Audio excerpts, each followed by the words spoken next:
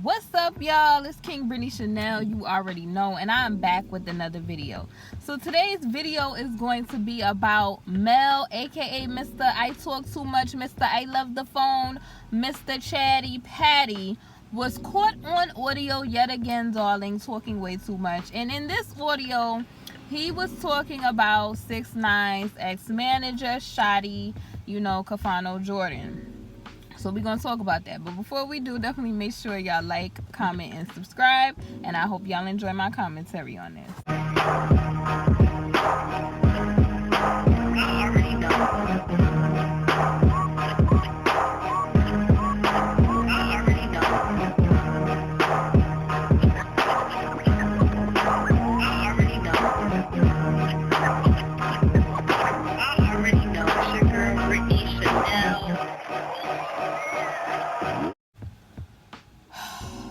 Y'all, it was another audio release. I think DJ Akademiks put it up.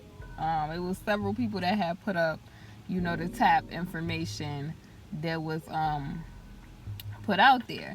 Now this is crazy. Now y'all know we heard audio from Mel before. Y'all know who Mel is, okay? And Mel M, that was, associated with this whole, 9 Trey situation and all of that. He was one of the crew members and all of that. So we always hear him, talking to different people. We heard him talk to Jim Jones, and, Jim Jones had gave the, order to super duper violate and all this other stuff. And he was running his mouth then. But this audio that I heard on DJ Akademiks channel on here was very telling. And what it let me know, it just had me, okay, let me set it up for y'all, because I think it was a lot of jealousy going on. And the reason that I say that, now when I listen to the audio that's on DJ Akademiks and then I go back, we're gonna go back, so boom, we're gonna go back. Remember when Tekashi did 2 interviews on the Breakfast Club, right? On his first interview, he was talking about, that whole J Prince situation and, Texas and all that, how he wasn't going to get world starred on the world star stage. And he was basically saying that he didn't know why, all these older dudes was worried about him. Like, he a kid with rainbow hair, rainbow teeth, running around, not, he like, I'm just being me. I'm all over the charts. I'm, all over Billboard and stuff like that. And they missing work. They ain't getting no sleep. They missing work. They spending their time. They not taking care of their kids. All worried about me. That's what he said. So it just had me thinking. And then on the second interview that he did with the Breakfast Club, right before he was taken in and everything had happened, right? He was talking about how older dudes just be sitting around jealous, like, and they be pressed, hard boiled, pressed down, button up, dry cleaner. Okay, they be pressed. Counting, I mean, if you think about this, y'all, when y'all heard Jim Jones on that audio, how he was like, he ain't getting that type of money. He ain't, let Shotti deal with that. He need to find his every move. He don't need to be able, he need to, get at the security. Because what they wanted to do, because 6ix9ine didn't want to have any more, dealings, I'm sure he was tired of people trying to, finesse him out of bread, all kind of stuff. So you hear these old men, middle-aged men plotting on this young dude. And it gets, the audio with Mel today, like, Mel to me has a PhD in gossiping. He is the type of dude that stand with his legs all the way back, kind of like a little ostrich or like a duck, and be gossiping. Like, these are grown behind middle-aged men, y'all, that should really have a life, really should be taking care of their kids, instead of worried about this young 20-something year old dude. Like, and it was clear that they didn't have nothing going on for themselves other than this whole situation. So in that particular interview, Tekashi was like, yo, it's a difference. Like he said, everybody is not your, and he said, you know, the membership name of the institution that we talking about here. He said everybody is not your, and y'all fill in the blank of the institution that he's talking about. And y'all know what an institution or entity is, or enterprise is, that we talking about in this particular situation. The group or membership that Tekashi had claimed to have or whatever. So pretty much, I think from what he said everybody, basically, so if I'm putting it in real words, like everybody that's around you is not for you. Everybody that say they your friend is not really for you. And there's a difference between you being, you know, real and thorough, and then you just being a dirty dude. So that's what he was saying on that. He was like, you know, dudes just was hating that he was getting money. They sitting there, bed, dirty mattress on the floor, not getting no money, and they was hard pressed and concerned. And now I'm really believing. You know, we done heard from in the reports, the driver, who was the driver for Tekashi 6ix9ine. And the crazy thing is that the FEDs, honey, they had this all together. They knew when Tekashi was taken and that jewelry was taken. And not to mention that the word was that they were planning to, you know, he make money and they take money. It was going to be another situation, and they wanted to get him, you know, I guess at his home and take jewelry, his cars and stuff like that too. So it seemed like Tekashi already knew or already was unhappy with a lot of stuff.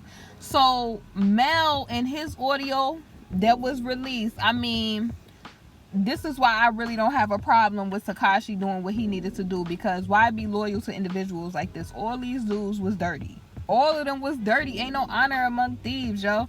So when Mel was on that audio, he's talking to this other guy, as usual, chatty patty. Like, you would think these dudes in 2019, Siri is listening to you. Bixby, whoever you got, Siri is listening. Bixby is listening to you. I mean, honey, my computer be like, what you, Cortana be like, what you need? And I don't even be talking to her, okay? This is not the time like the 80s when they came up where you could be sitting on the phone. And if you notice, when it came to Shotti from his audio that they had with him and Mel, he really wasn't being very chatty. Like, he really wasn't, you know, talking too much, as if he kind of was very articulate and he kind of had some type of sense. Okay, Mel is not one of those people, because we done call him on audio with Jim Jones, Shotti, this other dude. So let's talk about this other audio that proves that all these dudes was dirty. And all they wanted to do was finesse. Their greatest accomplishment in life was thinking that they wanted to finesse 6ix9ine out of money. I guess that's a cool thing, to finesse the youth out their money. But it shows you that they don't have nothing going for themselves. And I now know that that's, in hindsight, looking back at it, that's probably who 6ix9ine was talking about. Is these old dudes with their mattress on the floor, babies crying for milk, and they worried about him.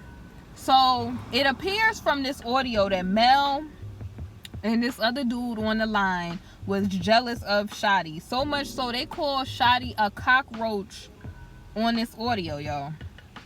It was like, what?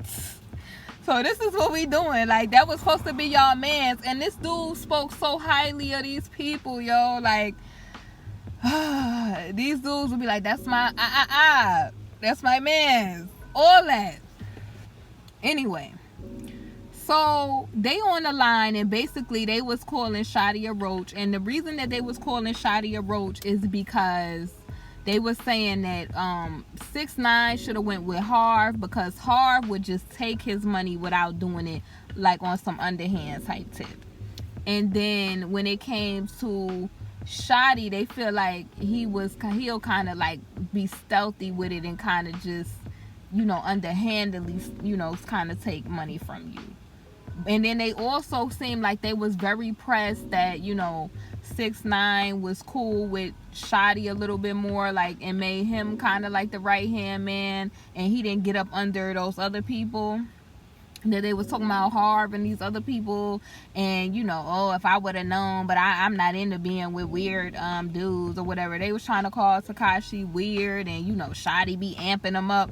But see, let me tell y'all, you could tell they was very hard pressed with Shotti, because Shotti probably out of their whole group was the next person to be up and had enough common sense to make it work. We seen Shotti on Love and Hip Hop.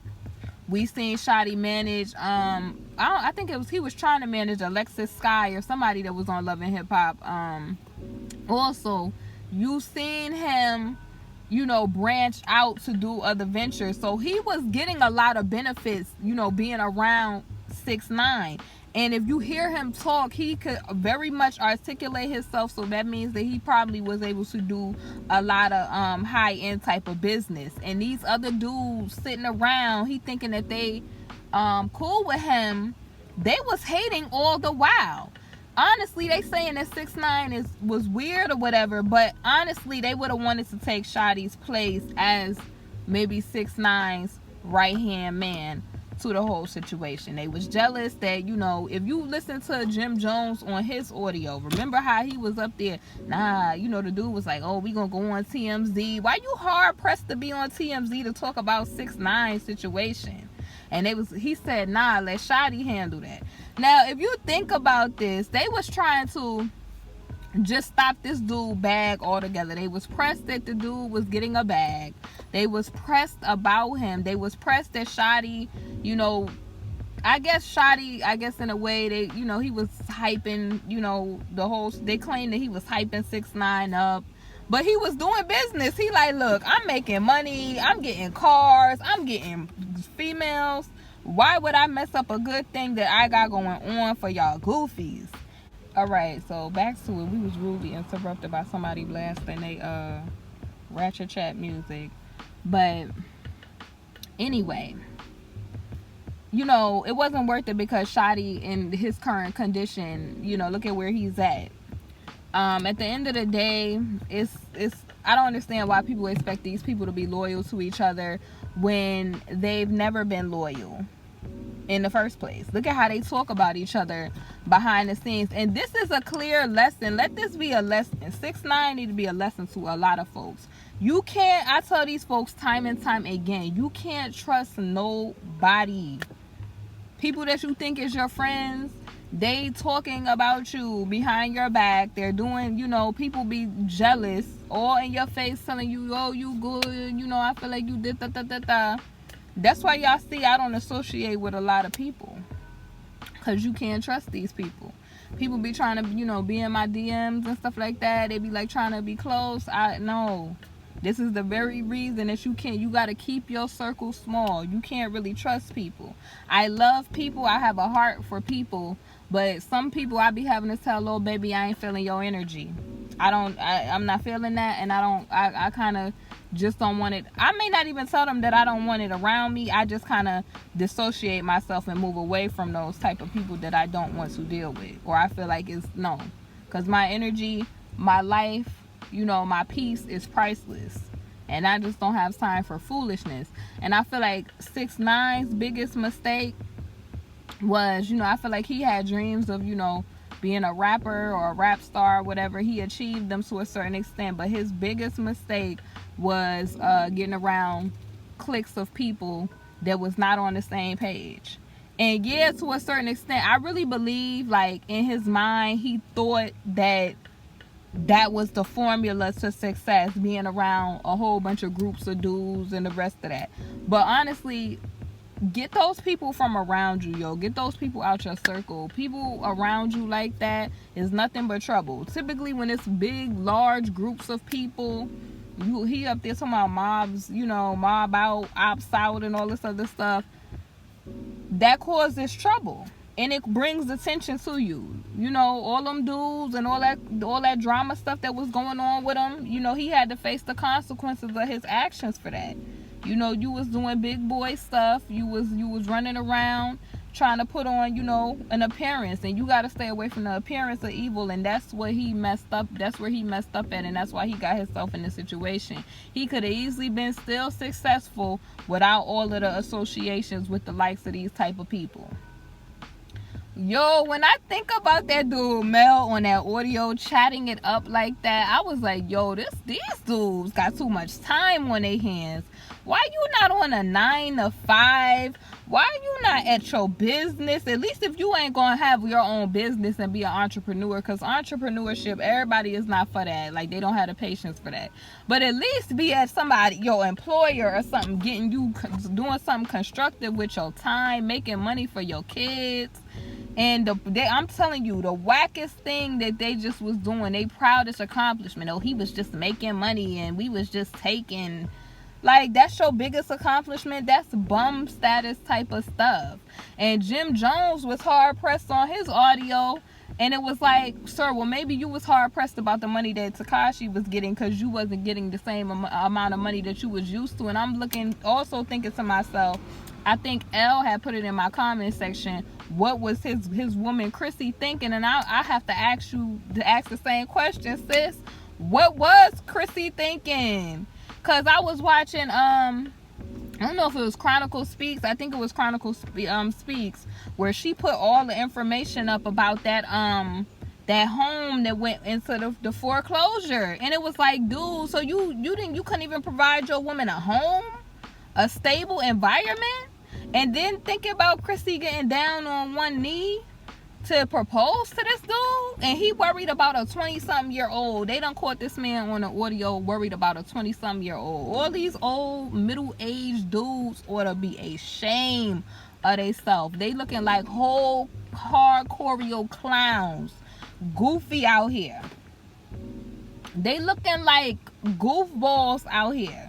The fact of the matter that this dude had them so bothered that they was willing to, risk their freedom, all of that. Like, you proud of finessing the youth out their money. Like, I just don't understand. Like, why? And then when I be looking at some of these videos that they did from the time that they was together, I was like, oh my goodness. And the Lord, the Most High God said it, honey, my people perish due to the lack of knowledge. And looking around, it's like all this wasted potential, all these grown behind men. Like, that you ought to change your lifestyle. I think that's maybe why God have, certain hairs falling out or hairlines start receding, to get you to pay attention. Okay, you aging and you need to transition and change your life. Or you look in a certain way because you need to change your life, change your lifestyle. And they all chatting and gossiping on the phone as if they little high school females on the phone as middle-aged men. I cannot. That's pretty much all I had to say. Like, it's very disgusting, and it really just shows you the type of individuals that we're dealing with here when it comes to this whole Tekashi situation. Tekashi should not have held these dudes to no high esteem, because I'm sure, like I said, after listening to his previous 2 Breakfast Club interviews, he probably already was unhappy with that situation. And it's so terrible that they even was hating on the dude Shotti. So it's like none of them was loyal to each other at the end of the day. And that's the type of thing that happens. Ooh, I'm sweating. But anyway, dang, I done cut my hand too. Yeah, so I will see y'all in the next video, and thank y'all for watching. See y'all soon. Before I forget, guys, definitely make sure you check out my book. This is the print deluxe edition with additional chapters. It is also available in ebook version. This book I designed and I wrote, if you want to, it helps people discover their purpose, to walk in greatness. If you just looking for a spiritual breakthrough, honey, I went through some trials and tribulations and situations, and the gems and the revelation that I got from the Most High, I put it in a book for you all. So I pray that this book, anybody who reads this book or gets this book, honey, gets the healing, the blessings and deliverance that they need from the prayers. Even if you want to just learn how to pray, because a lot of people don't know how to pray, this is the book right here for you. It is available, like I said, in ebook version, and it is available in the print edition. I love this little glossy cover, y'all. It is available in the print deluxe edition with additional chapters as well on Amazon.com. I will see y'all soon on the next video. Definitely make sure, like I said, y'all like, comment, and subscribe, and see y'all soon. Come shop with me now at my Teespring store, KingBritneyChanel Couture. I provide custom apparel and so much more for an affordable price. We have items like leggings, t-shirts, and hoodies. So thank you for shopping, and I hope that you enjoy. Hey honeys, thank you for watching my video, and if you haven't, definitely make sure you check out my Teespring, KingBritneyChanel Couture, where you can find my latest merch. I upload a lot of new designs frequently, so definitely make sure you check it out. We have mugs, we have wall tapestries, canvas art, pillows, fleece blankets, apparel, and so much more. Thank y'all for watching, and I'll see y'all on my next video.